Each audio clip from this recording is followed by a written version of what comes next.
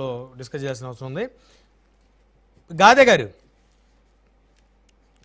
కాదంబరి జత్వాన్ని మీకు గుర్తున్నారు కదా? చెప్పండి. ఆవిడకి అన్యాయం జరిగిందని, ఆవిడ్ని అబలం చేసి ఇబ్బంది పెట్టారని, సో మనం గత 2 సంవత్సరాలు కూటమి ప్రభుత్వం వచ్చిన కానీ అనేక చర్చలు పెట్టాం. 3 ఐపీఎస్ అధికారులను, ఒక ఏసీపీని, ఒక సిఐని, కింది స్థాయి ఉద్యోగుల్ని మీ ప్రభుత్వం సస్పెండ్ చేసింది. ఇప్పుడు సిఐడి ఇస్తున్నటువంటి రిపోర్ట్ ఏంటి? మీ ప్రభుత్వంలో ఉన్నటువంటి అనేక మంది నాయకులు మాట్లాడారు, చర్చా వేదికలో మాట్లాడారు, మీరు కూడా గతంలో మాట్లాడారు గుర్తు నాకు. ఇప్పుడు జత్వానియే తప్పు అయితే, ఆవిడ వైపు తప్పు ఉంటే అన్యాయంగా పోలీసు అధికారుల యొక్క భవిష్యత్ బలం లేదా? మరి సిఐడి ఎందుకు ఆ విధంగా రిపోర్ట్ ఇస్తుంది?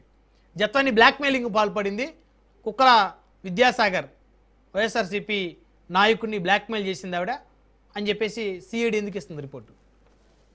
ఇప్పుడు ఇది మీకు చాలా భవిష్యత్తు చాలా పెద్ద ఒక ఇబ్బందిగా మారే పరిస్థితి ఉంది. ఎందుకంటే 3 ఐపీఎస్ అధికారుల యొక్క భవిష్యత్తు అంటే మన అధికారుల్ని, మన పోలీస్ అధికారుల్ని మనమే చాలా దారుణంగా చిత్రీకరించుకున్న పరిస్థితి. ఏం చెప్తారు గాదే గారు? చిత్రీకరించుకుంటే మన పోలీస్ అధికారులు అట్లాగే ఉన్నారు. ఇట్లా లేరని చెప్పేసి ఒకవేళ అనుకుంటే నాకున్నటువంటి అవగాహన వరకు మీరు పొరపాటుది. మన పోలీస్ ఆఫీసులు కానీ మన పోలీసు వ్యవస్థ కానీ అంత సత్యలంగా అయితే ఏం లేదు. ఇప్పుడు ఈ కేసే తీసుకుంటే అప్పుడు అత్యుత్సాహంతో నా దృష్టిలో చాలా చాలా చిన్న కేసు అది. అసలు ఇక్కడ ఏపీలో రిజిస్టర్ అవ్వాల్సిన కేసు కూడా కాదు అది. ఓకే, ఇప్పుడు అంతకు మించి ఇప్పుడు కూడా అప్పుడు ఏం తప్పు జరిగిందో, ఏమైతే బిహైండ్ ఉందో ఇప్పుడు కూడా ఏదో బిహైండ్ ఉందో అనుకుంటాను.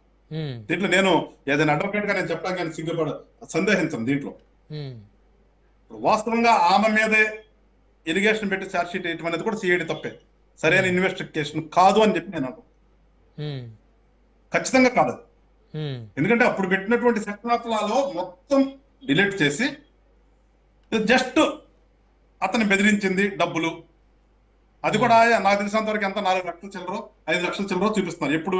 ఎప్పుడో పాతవి. వాళ్ళిద్దరి మధ్య సంబంధం 2009 నుంచి ఉందంట. 2009 నుంచి వాళ్ళిద్దరి మధ్య ఉన్నటువంటి సమయంలో ఇతను ఎంత పంపించాడో ఏం చేశాడో మొత్తంగా చూస్తే ఇతను పంపించిన అప్పుడు 20,000 అప్పుడు 30,000 చూస్తే మొత్తం కలిసినా కానీ 4 లక్షలు కూడా ఉండవు. ఏదో 1,32,00,000 ఏదో చూపిస్తూ సిఐడి వాళ్ళు ఏదైతే ఛార్జ్ షీట్ వేస్తారో నాకు తెలిసినంత వరకు అది కరెక్ట్ కాదు. దీని కరెక్ట్ కాదు అంటున్నారు మీరు. మరి సిఐడి రాష్ట్ర ప్రభుత్వం స్పందించదా మరి దీని మీద? రాష్ట్ర ప్రభుత్వం స్పందించడం అనేది తర్వాత విషయం. నేను చెప్తున్నాను, నేను ఒక అడ్వకేట్ గా చెప్తున్నాను, ఇది దీంట్లో కాదు. ఎందుకంటే ఇప్పుడు ఇందాక మన పురుషోత్తమ రెడ్డి గారు ఏదైతే చెప్పారో, మనం ఉన్నంత మాత్రాన పార్టీ ప్రతినిధులు ఉన్నంత మాత్రాన ఎరుపుని చూపించి తెలుపు అంటే నేనైతే తెలుపు అన్నాం, ఎరిపే అంటా నేను. ఉండాలి కదా, ఏ పార్టీ ఒక పార్టీ ముసుకేసుకున్నాం అని చెప్పి పార్టీ కండవా కప్పుకున్నంత మాత్రాన ఎలా ఉన్నది తెలుపు అంటే, తెలిపేసుకున్న తర్వాత మీరు వచ్చేసి ఎరిపేసుకున్నారేంది వెంకటేశ్వర గారు అంటే నేను నిజంగా భయపడిపో నిజమే అన్నాం. నేనైతే అన్నట్ల నాకున్నటువంటి అవగాహన, అది చూసినటువంటి నాకున్నటువంటి ఎఫ్ఐఆర్లు ఏదైతే ఈఎం పెట్టింది కానీ అంతకుముందు ఈఎం మీద పెట్టింది కానీ చూస్తే నాకెందుకు అది ఇక్కడ ఏదో మొత్తానికి బిహైండ్ ఇట్ ఉంది, అందుకనే నడుస్తుంది తప్పితే అసలు కాదంబరి జత్వాని కేసు ఇక్కడ రిజిస్టర్ కావాల్సిన కేసే కాదమ్మా. అసలు పోయినసారి వాళ్ళు రిజిస్టర్ చేసి ఎంత తప్పు చేశారో ఇప్పుడు కూడా సిఐడికి ఇస్తే సిఐడి మళ్ళీ దాంట్లో ఒక ఛార్జ్ షీట్ వేసి ఆమె మీద అంతే తప్పు చేస్తే నేను ఫీల్ అవుతున్నా. ఓకే, ఏమైపోయి ఫోర్జరీ ఏమైపోయినాయి? వాళ్ళ అమ్మ నాన్న వాళ్ళ తమ్ముడు ఎందుకు వెళ్ళిపోయారు? అది కదా మన వల్ల చదివింది. వాళ్ళ పోలీస్ ఆఫీసర్ల భవిష్యత్తు అనేది ఎందుకు, పోలీస్ ఆఫీసర్ల భవిష్యత్తు ఏంటి, ఏమైనా తీసుకువచ్చి ఏదైతే ఇబ్బంది పెట్టింది వాస్తవం. అది ఒక చిన్న కేసుకి మళ్ళీ చెప్తున్నా, ఒక ఆఫ్టర్ ఆల్ కేసుకి అసలు ఇక్కడ రిజిస్టర్ కావాల్సింది కాదు, రిజిస్టర్ చేశారు. అత్యుత్సాహంగా ఐపీఎస్ క్యాడర్ వాళ్ళు బాంబే పోయి ఏమైనా పట్టుకొచ్చి ఏమో అల్లా తమ్ములను పట్టుకొచ్చి అన్ని రోజులు ఉంచి చేసిన దానికి ఆమె ఇచ్చినటువంటి కంప్లైంట్ మీద వాళ్ళు సస్పెండ్ అయ్యారు. ఈ ఒక్క ఎఫ్ఐఆర్ కాదు, ఈమె మీద ఒక కేసు కడితే ఈమె మీద జరిగినటువంటి కృత్యాలకి ఈమె ఒకటి ఇస్తే దాని మీద వాళ్ళు సస్పెండ్ చేశారు. సో అందుకని అంది మీరు అనుకున్నంత సచ్యులు అయితే ఏం కాదు ఇక్కడ అంటుంది. అవసరం లేదు ఒక ఎస్ఐ ఇన్వెస్టిగేషన్ చేయాల్సింది ఎస్ఐ చేయాలి, సిఐ ర్యాంక్ లో చేయాల్సింది సిఐ ర్యాంక్ లో చేయాలి. మన చట్టంలో అది కూడా ఉన్నాయి. డిఎస్పీనే కొన్ని చేయాలి, ఆ డిఎస్పీ చేస్తారు. అంతేగాని ఎక్కడో ఒక ఐపీఎస్లు కమిషన్లు వీళ్ళు ఇన్వెస్టిగేషన్ ఉండవు కొన్ని తెలిసినంత.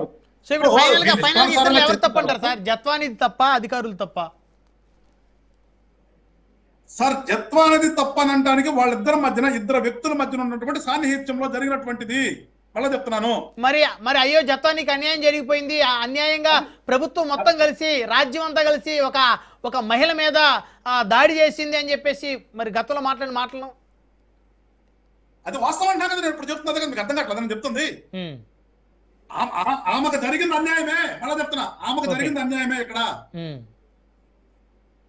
ఇప్పుడు మళ్ళా సిఐడి కూడా కరెక్ట్ ఇన్వెస్టిగేషన్ చేయకుండా మళ్ళీ ఆమె వరకే సార్జ్ షీట్ వేసి వాళ్ళ అమ్మని వాళ్ళ నాన్నని వాళ్ళ తమ్ముడిని తీసేసి కొన్ని సెక్షన్స్ ఎత్తేసేసి ఏదో సింపుల్ గా ఒక ఎక్స్ట్రాక్షన్ కింద ఆయన ఏదో నిజంగా ఆయన్ని బలవంతం చేసి డబ్బులు తీసుకున్నారు. అది ఇంత 4.5 లక్షలు అంట. కానీ 1,30,000 దానికి ఎక్కడ ప్రూఫ్ లేవు. ఎప్పుడో జరిగింది 2009, 2010 అప్పుడు జరిగినట్టు. సో నాకు తెలిసినంత వరకు దాని ప్రకారం బార్డ్ బై లిమిటేషన్ కూడా ఉంది దాంట్లో. మరి వీళ్ళు ఎప్పుడు చూపించారు కానీ రీసెంట్ది అప్పుడు కనుక 2009, 2010 అయితే 2010 లోపు 11 లోపు అయితే కనుక బార్డ్ బై లిమిటేషన్ అది కూడా అసలు కడతానికే లేదు అది. సో ఇన్ని ఉన్నాయి. రైట్. పురుషోత్తం రెడ్డి గారు రెస్పాండ్ అవ్వండి.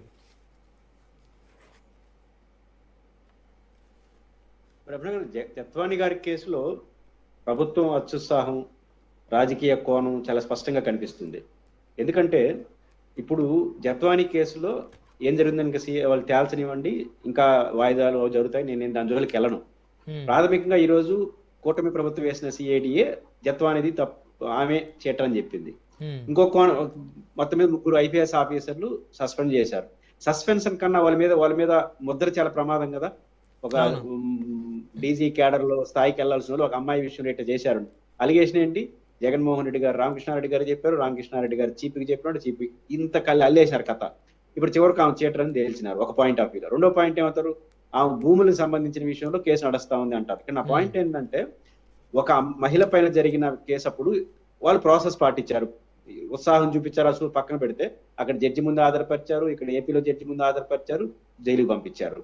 అయినా అది అత్యుత్సాహాన్ని ప్రదర్శించారు. మహిళ విషయంలో మేము పర్ఫెక్ట్ గా ఉంటామనేసి 3 ఐపీఎస్ సస్పెండ్ చేశారు.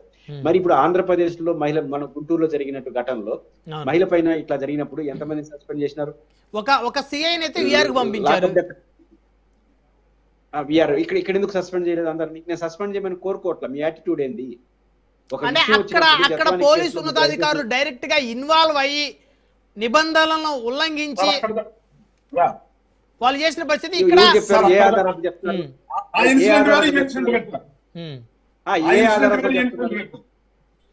ఆధారంతో చెప్తున్నారు?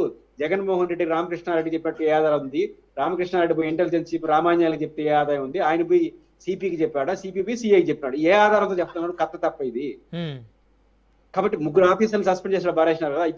ఇప్పుడు కూడా అనుమానంతో సస్పెండ్ చేయండి, చేయమని నా కోరిక కాదు. మనం పొలిటికల్ యాంగిల్లో అది జగన్ గారికో జిందాల్కో అప్పగిచ్చి వాళ్ళ మీద నిందేయడానికి టార్గెట్ గా చేసినారు. దాని ఫలితంగా హడావుడి చేసినారు. చివరికి ఇప్పుడు ఆమె తప్పుడు అని మాట మీరు పెడుతున్నారు. ఇప్పుడు ఏ సిఐడి, జగన్ గారి సిఐడి అది నిర్ధారించింది. అప్పుడు సిఐడి వాళ్ళు కేసు ఎందుకు పెట్టారు అట్లా? వాళ్ళు ఇచ్చిన రిపోర్ట్లు వాళ్ళు ఇచ్చిన ఆధారంగా చేసుకున్నారు. 3 ఆఫీసర్లు సస్పెండ్ చేసినారు. మరి వాళ్ళు రివర్స్ లో ఎందుకు పెట్టారు? ఇప్పుడు ప్రభుత్వం ఒక కేసు వచ్చినప్పుడు రాజకీయ ప్రత్యర్థి అంటే ఫైనల్ గా పురుషోత్తం రెడ్డి గారు ఇక్కడ ఒక అంశం చెప్పండి. జత్వాని ఎపిసోడ్ అనేది ఈ ప్రభుత్వానికి ఏమైనా ఇబ్బందిగా మారిద్దా భవిష్యత్తులో? ఖచ్చితంగా ప్రభుత్వం ఈ విషయంలో ఖచ్చితంగా నిందలు భరిస్తుంది. ఎందుకంటే మీరు వేసిన సిఐడి తేల్చింది తన రాజకీయ ప్రత్యర్థిని ఎత్తిన రాళ్ళు వేయడం కోసం ఏ స్థాయి కన్నా ప్రభుత్వం వెళ్తా ఉంది అనే మెసేజ్ మాత్రం బలంగా దీని వెళ్ళింది. ఇది రాజకీయంగా కూడా ప్రభుత్వానికి నష్టం. అది ప్రభుత్వం ఆలోచిస్తే మంచిది.